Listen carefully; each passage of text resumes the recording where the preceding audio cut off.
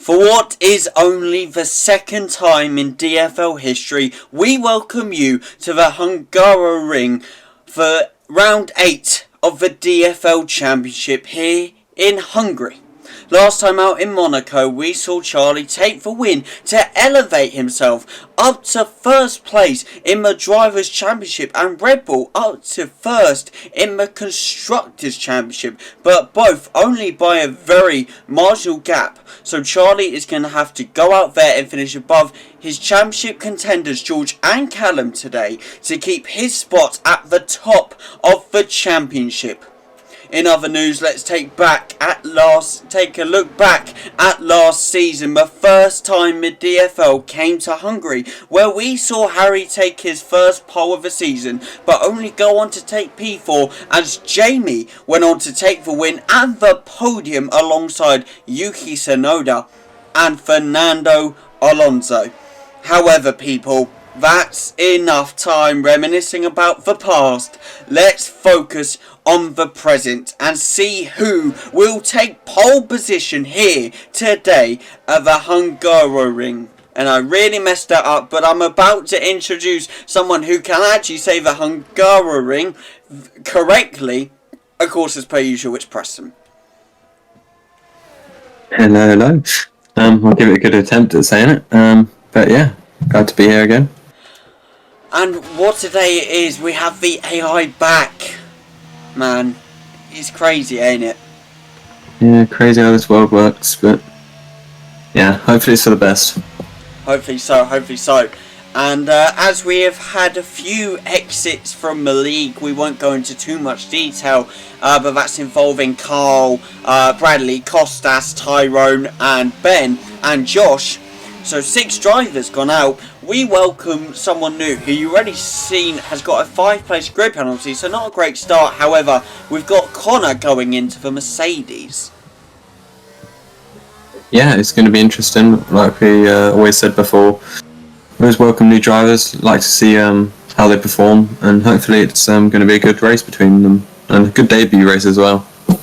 Very true, but you talk about races, Preston, but we cannot forget it's not only a race, here in Hungary. No, we have a sprint race. That's why you guys are seeing this video on a Saturday. You're having qualifying and a sprint on the Saturday, and then tomorrow on the Sunday, you're getting the full race. So you get 2 days of DFL content. Why the hell wouldn't you love that? Yeah, it's more content for anyone to watch and keep up with. Exactly. That's what we love to see. But now, as the guys start crossing the lines, getting their times in, I think it's going to be Jamie, the first one to cross the line and set a time that is correct with a 1:17.379. And let us not forget, Preston, that last season there was no qualifying recorded on YouTube, so there is no record of a quali lap. So whoever sets the best quali lap today holds the record. Oh wow! Well, Jamie's looking in good stead then, with Charlie just finished coming behind him. Very true. Only split by 1/10 of a second. That's maddening, ain't it? It's very close racing. That's what we like to see. But Callum comes short as well into P3 with a 1:17.553. Is Jamie looking to get a Hungary streak going? Oh no, actually, as we say that, George sets a 1:16.260, a whole second in front of Jamie. That was impressive. Yeah, that was a very impressive lap from George there. Very true, showing why he was on top of the championship. I was about to say why he is, but he was, because Charlie took it last time out. But it is basically whoever finishes higher out of George or Charlie will take top point in the championship today, really. It's going to be an interesting fight between the two of them, and if Jamie can stick his car in there, he could hold it up for Callum to start fighting in as well. Because don't forget, P4 isn't out of this race, especially going into the first corner. Callum's got it all to play for as well.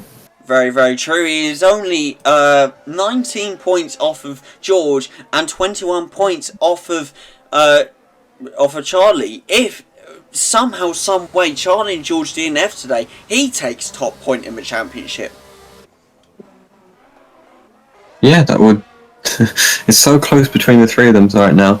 It's hard to really decide who's going to be leading after each race, but we hope for this, really, don't we?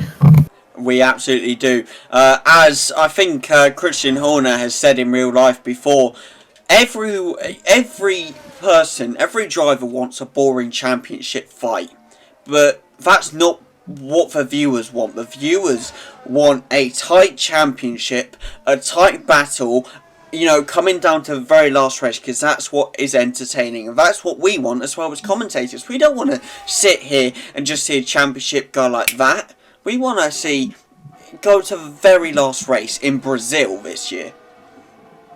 Yeah, I mean, obviously with it being so tight, other drivers don't like it because obviously one slip up and that could cost you the championship.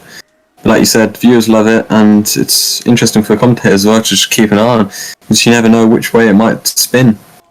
Exactly. We've had a spin in Sector 1. I think that was Jamie who accidentally spun out there. But what we didn't see is newcomer Connor setting a 1:16.589 to take P2.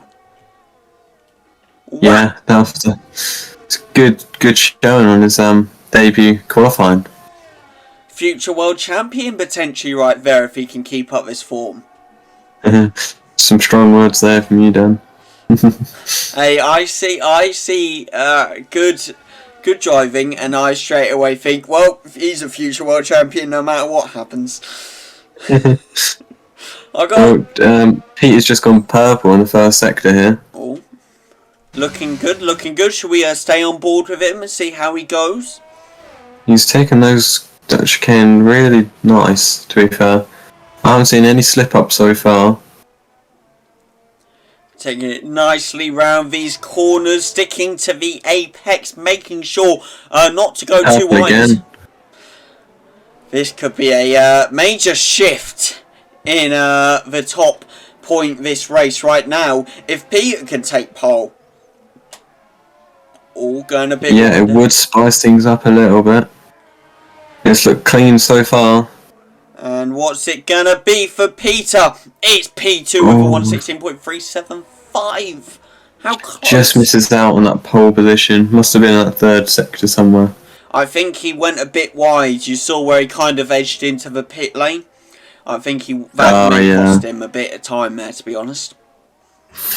Yeah, Harry's put a lap together, but it's behind the McLaren by 0.5. Obviously, potentially not a strong track. I mean, I spoke to him earlier and he said he feels quite slow recently. Not up to his normal speed, you know. He's not getting the full power out of that Honda Red Bull engine. So, potentially needs... That'd be a confidence issue, maybe? If he gets maybe some podiums, a win, maybe, that could boost his confidence. But I think he's slightly faster then. I mean, I think we can safely say maybe the same thing happened in Season 3. He wasn't all there as he was in Season 1 and Season 2, was he? Yeah, he sort of didn't quite start so good. Picked up through the middle part of the season, then again towards the end when he realised the championship probably was out of his hands, it sort of dropped down again. But there's still a driver in there somewhere, and I think just a bit more confidence probably will bring it out of him. Exactly. You know from experience that he can give a proper battle. I mean, let's look back on Season 1 and 2 France. You two went head to head constantly in those races. You two gave each other proper battles there, didn't you? Yeah, it always went to the line. Tyre management, strategy, whatever else. It was always to and fro in between us, but yeah, there's still a good driver in there somewhere. Very, very true. But now a few of the guys coming back out to see if they can set some better times potentially. Hoping to get higher. I mean, Charlie will definitely be looking for it. Callum as well. You know, those two need to get back up there. With George on pole position right now, is kind of looking like they're in a bit of danger with the championship fight, you know, losing out on crucial points that we know you need to be scoring every race in a championship battle like this. Yeah, it's every point matters, especially with this season being slightly shorter than last.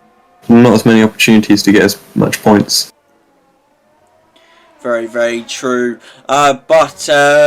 Now George looking to better his lap, and I think he is. Did better Sector 1 there, I do believe, now into the Sector 2 as well.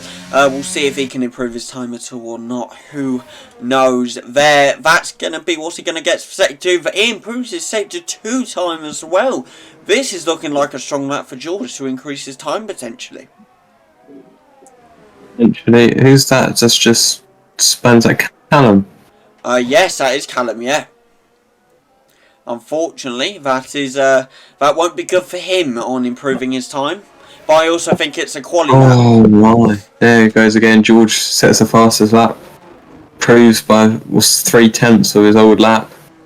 Now into the 1:15s. That is absolutely maddening, ain't it? Yeah, especially when you see the rest of the grid really on the 17s mark.